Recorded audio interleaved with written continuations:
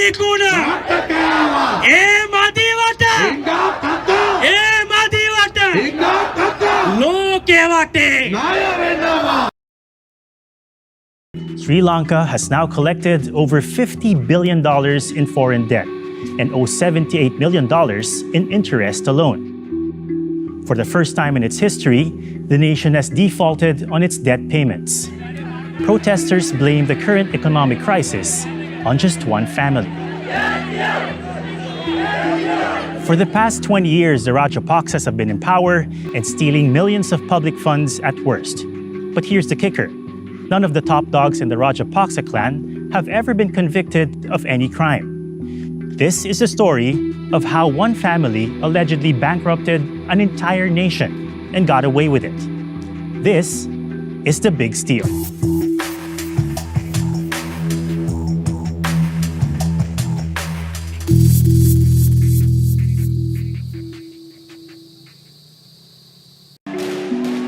At the time this video was filmed, Sri Lanka was witnessing unprecedented political turmoil. On July 10, thousands of protesters stormed President Gotabaya Rajapaksa's official residence. President Gotabaya has resigned and fled the country. This has happened against the backdrop of an economy that had been spiraling out of control, leaving citizens unable to afford fuel, medicines, milk powder, or even toilet paper.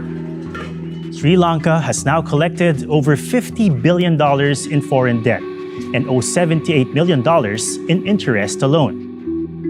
For the first time in its history, the nation has defaulted on its debt payments.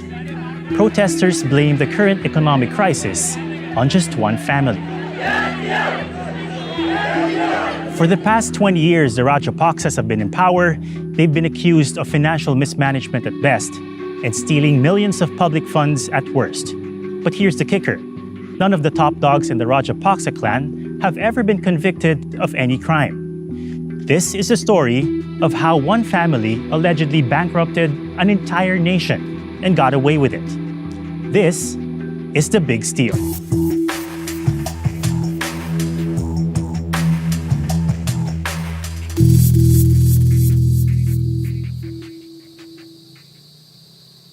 The Rajapaksa patriarch was D.A. Rajapaksa, who was a member of parliament from 1947 to 1965. Together, D.A. Rajapaksa and his four sons, Mahinda, Gotabaya, Chamal, and Basil, have created a political dynasty that has lasted 2 decades. Mahinda, Gotabaya, Chamal, and Basil have created a political dynasty that has lasted 2 decades. Mahinda rose to power as a member of parliament in 1970. He was later elected as president in 2005 and as prime minister in 2006. His brothers captured important posts as well. In 2010 and 2015, over 40 Rajapaksa family members occupied government positions, sparking concerns of nepotism. But the family maintained a firm grip on Sri Lankan politics by fanning nationalist sentiment. Mahinda, especially, positioned himself as a strongman and savior, claiming that majoritarian Sinhalese identity was under threat. He doubled down on that message in 2009 when he and Gotabaya were credited for ending the Sri Lankan Civil War, a conflict between Tamil rebels and the government that began in 1983. These men, we were told, have been to within a few kilometers of the Tamil Tigers' de facto capital of Kilinochchi. This victory came at a great cost. According to a UN estimate, around 100,000 people were killed, including 40,000 Tamil civilians. Despite concerns from the US and the UK of human rights abuses during the war, the Rajapaksas managed to stay in power. The end of the war itself had saved the lives of so many youth, whether it is in the north or the south. So we have done that. Is it a crime? In 2005, 2 important things happened. First, the Rajapaksa brothers took over ministries that controlled over 3/4 of the national budget.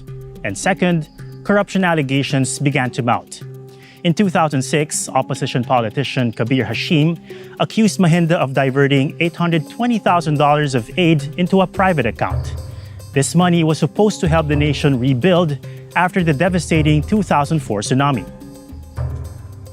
But Mahinda flipped the script and took police investigators to court for damaging his reputation. The court ruled in Mahinda's favor and the case was dropped. The money later reappeared at the country's central bank. But setting aside allegations of theft, the Rajapaksas were accused of gross financial mismanagement too. Some say the family's excessive spending on government projects is one of the core reasons for Sri Lanka's current crisis. When the $210 million Matala Rajapaksa International Airport opened in his hometown in 2013, Mahinda thought it would be his crowning achievement. But a year later, it was a complete flop, only earning $120 for an entire month, which is less than the income of a street restaurant.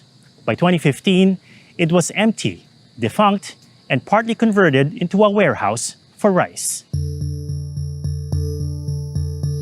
Expensive white elephant projects that don't generate income have become symbolic of the Rajapaksas' overspending. Worse, these deals suffer from a complete lack of transparency. Rajit Sinaratna, a political opponent, has accused Mahinda of forging illegal deals worth $5 billion. And critics say that may very well be just the tip of the iceberg when it comes to corruption among the Rajapaksas. The youngest brother, Basil, the ex-finance minister, was nicknamed Mr. 10% for allegedly taking millions in commissions from government contracts. In 2015, he was charged with stealing $530,000 from a welfare housing program, but was granted bail later. Like his brothers, Gotabaya, the former president, has dodged his fair share of graft accusations. He was under scrutiny in 2016 when an anti-bribery agency indicted him for squandering $75 million of state income by allowing a private company to maintain a floating armory. He was also charged for embezzling $185,000 for the construction of a museum dedicated to his father. But both cases were eventually dropped. When Gotabaya was defense secretary, he was nicknamed the Terminator for his fiery temper and alleged murderous disposition. He was accused of operating a secret death squad that covertly traveled in white vans, attacking dissidents and journalists. The impunity over the years has been so pervasive that it has apparently trickled down to the next generation of Rajapaksas. Mahinda's sons, Namal and Yoshita, have both been accused of laundering millions of dollars through different businesses. Namal was a cabinet secretary and remains a member of parliament, while Yoshita was the chief of staff of the prime minister. The Rajapaksas have denied all of these allegations, saying they're politically motivated witch hunts and international conspiracies to bring down the family. But beyond corruption and power plays, Sri Lanka's downfall boiled down to simple bad governance.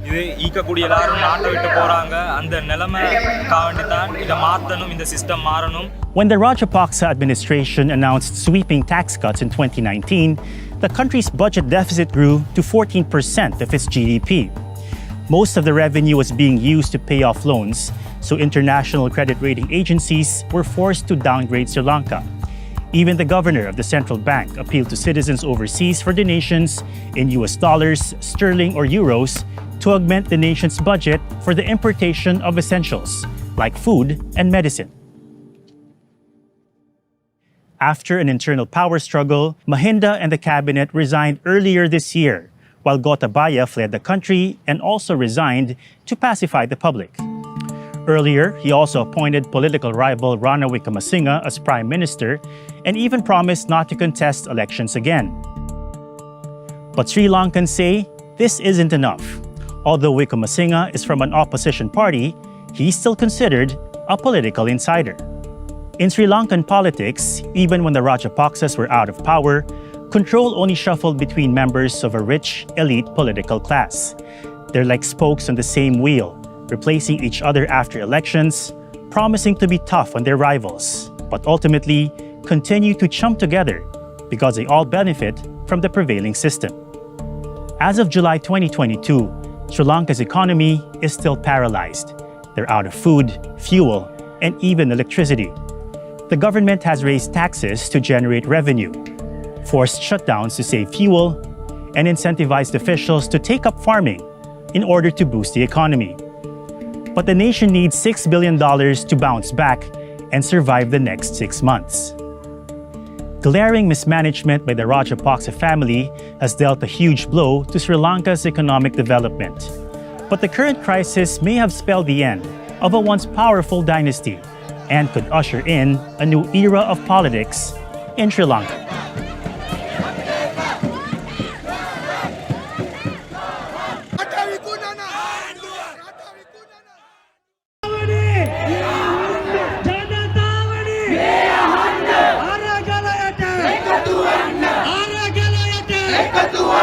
ජන බලයක්